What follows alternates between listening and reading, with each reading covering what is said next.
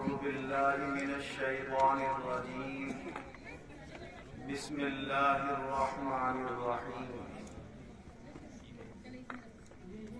قل هل يستوي الذين يعلمون والذين لا يعلمون إنما يتذكر أولو الألباب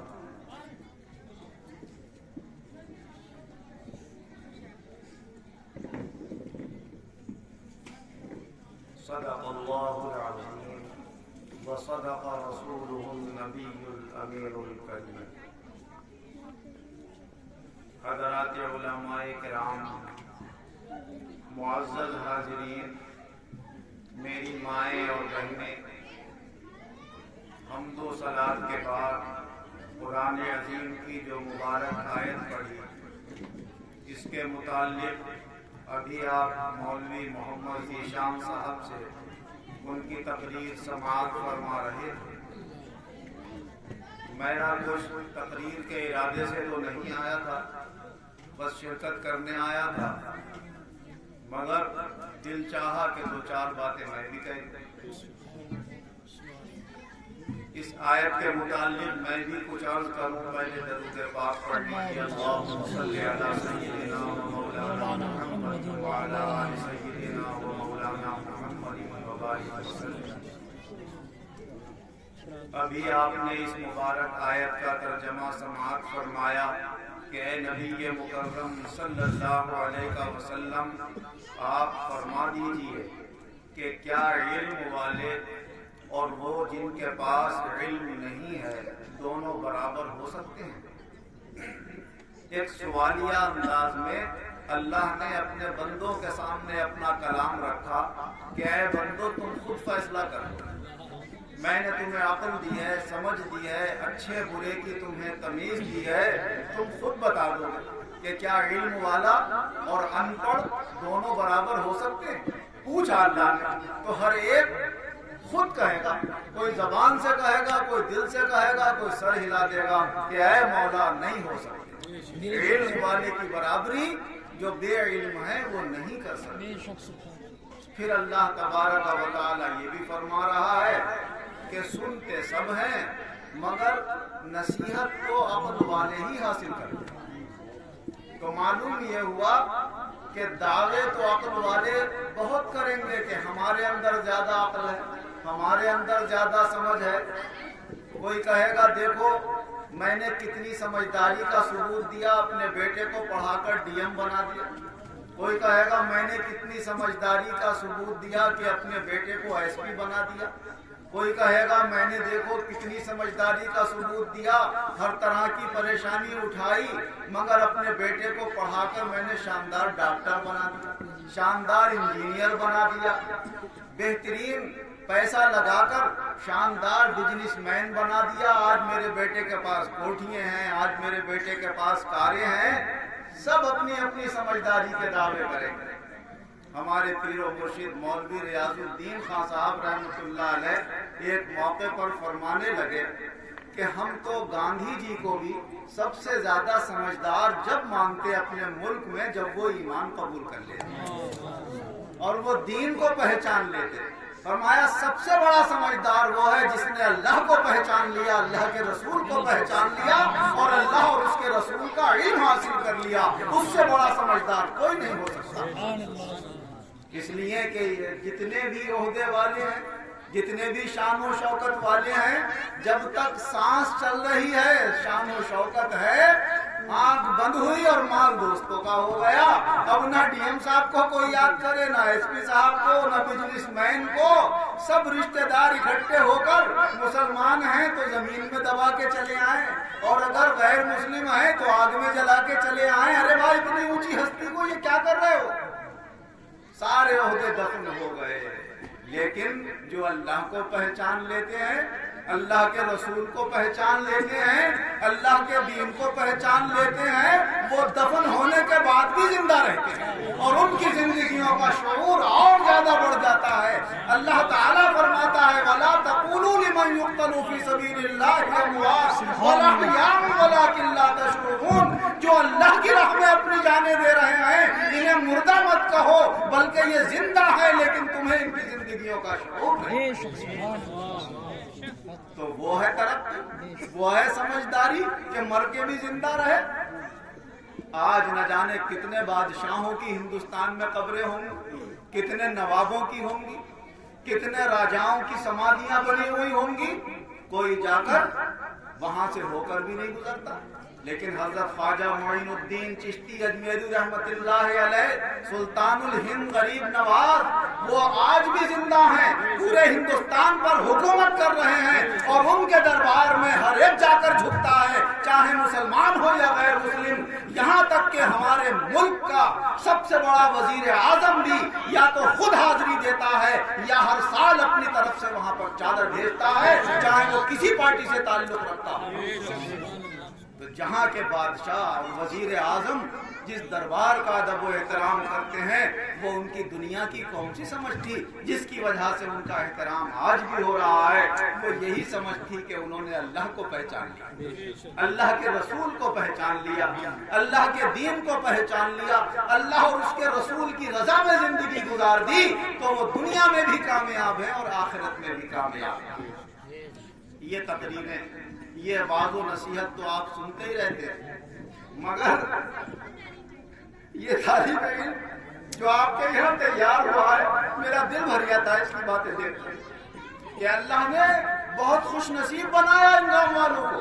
یہ ایسا طالب علم ہے الحمدللہ، ایسا ذہین کہ اگر اس کو اور آگے بڑھایا جائے اور اس کو پڑھایا جائے، یونیورسٹی میں جانے کا موقع لیا جائے، تو یہ ہندوستان میں بھی کچھ بن کر دکھائے گا۔ اللہ نے ایسی سمجھ دی ہے، پاؤ سپارہ قرآن کا روز حفظ کر کے سنایا کرتا، ایسا ذہن اللہ نے دیا۔ اور اس کے ساتھ ساتھ ایک طرف علم دین حاصل کیا، اور اپنے کلاس میں سب سے زیادہ سمجھدار، قابل، حدیث پڑھنے میں، عربی میں، فارسی میں، اردو میں، اور اس کے ساتھ ساتھ ہندی تعلیم بھی حاصل کی، انگریزی کی مہارت بھی، ہندی کی مہارت بھی۔ یہ بھی دولت اللہ نے عطا فرمائی، کیونکہ میں نے اس کو بچپن سے دیکھا۔ بورڈنگ میں انچارج تھا، تب یہ میرے نگرانی رہا۔ جب یہ شیطانی کر کے وہاں سے نکال دیا گیا تو میں نے اپنے گھر اس کو رکھا، اور وہاں سال ڈیڑھ سال جو بھی یہ رہا تو میری نظروں کے اندر رہا۔ لیکن جو لوگ اس دنیا میں کوئی اونچا مقام حاصل کر سکتے ہیں، شیطان بھی ان کے پیچھے بہت لگتا ہے، بہت اس نے ورگلانے کی بھی کوشش کی، جھگڑے اور فسادات میں بھی مبتلا کرنے کی کوشش کی۔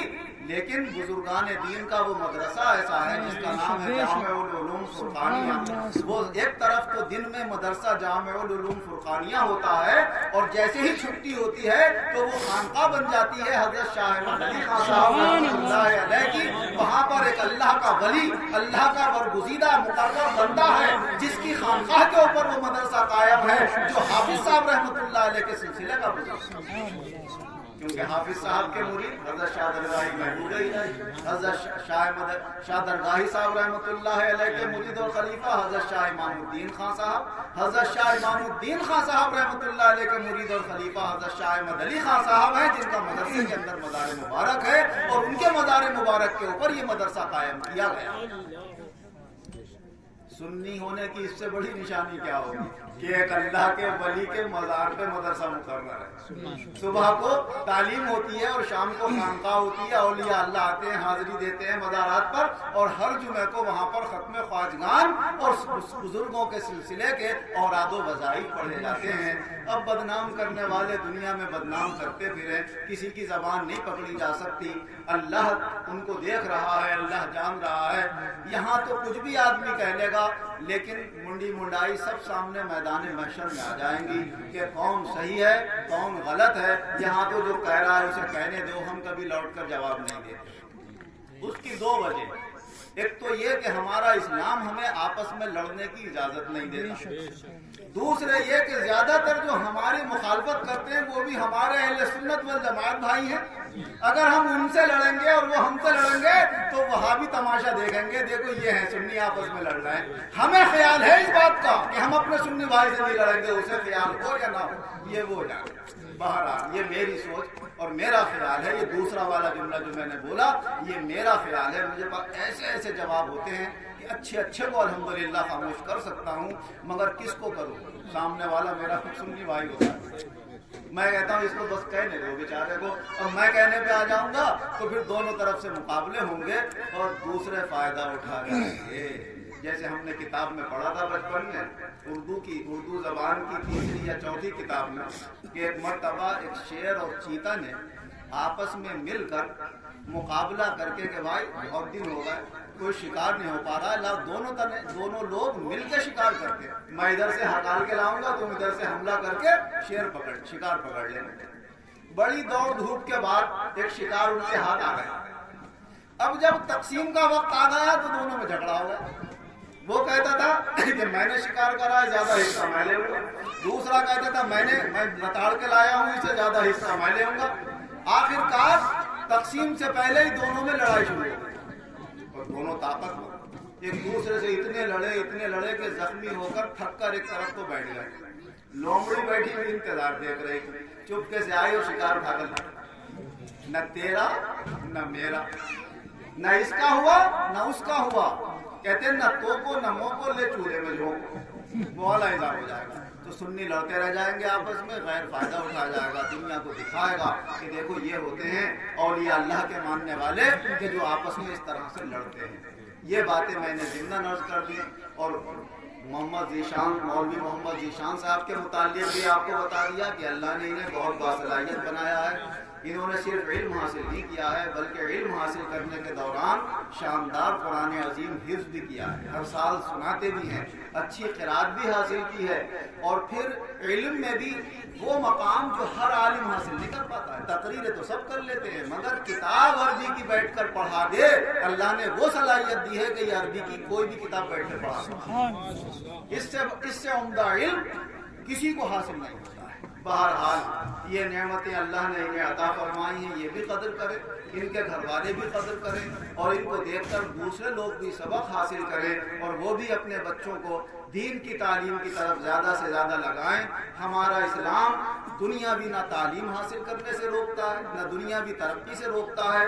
बस इस्लाम का तो तकाजा ये है कि ए मोमिनो, जब दुनिया से जाओ तो बहालत ईमान जाओ, दुनिया में रहो तो ईमान वाले बनकर रहो। तुम अल्लाह तुम्हें एडीएम बना दे, एसपी बना दे, दौलतमंद बना दे, कितना ही बड़ा हैसियत वाला बना दे, लेकिन दिल में तुम्हारे ला इलाहा इल्लल्लाह मुहम्मदुर रसूलुल्लाह रहना चाहिए। अगर दौलत भी हासिल करो तो उसमें से दीन की राह में खर्च करो कि हमने अगरचे ये दुनिया के मकाम हासिल किए हैं, मगर खाली अपनी दुनिया बढ़ाने के लिए नहीं, बल्कि इसलिए कि इसके जरिए से हम अल्लाह के दीन की मदद भी कर सके। तो फिर तुम्हारी ये दुनिया भी दीन बन जाएगी। अल्लाह ताला जैसे जिसकी नियत होती है उसको वैसे ही मकाम अता फरमाता है। अल्लाह जल्ल शानुहु व अम्मा नवालुहु हम सब की नियतों को बेहतर बनाए, ईमानों में हमारे क़ुव्वत पैदा फरमाए, अहले सुन्नत वल जमात की जमात में हमें जिंदा रखे, उन्हीं के अक़ीदे पर अल्लाह हमारा खात्मा फरमाए और अहले सुन्नत वल जमात औलिया अल्लाह के साथ ही आखिरत में अल्लाह हमारा हशर फरमाए और मोहम्मद ज़ीशान साहब के इल्म में और ज़्यादा खैर व बरकत और तरक्की अता फरमाए और मुस्लिम कौम के लिए इन्हें बहुत ज़्यादा फ़ायदेमंद बनाए। आमीन व आखिर दावाना अनिल हम्दुलिल्लाह।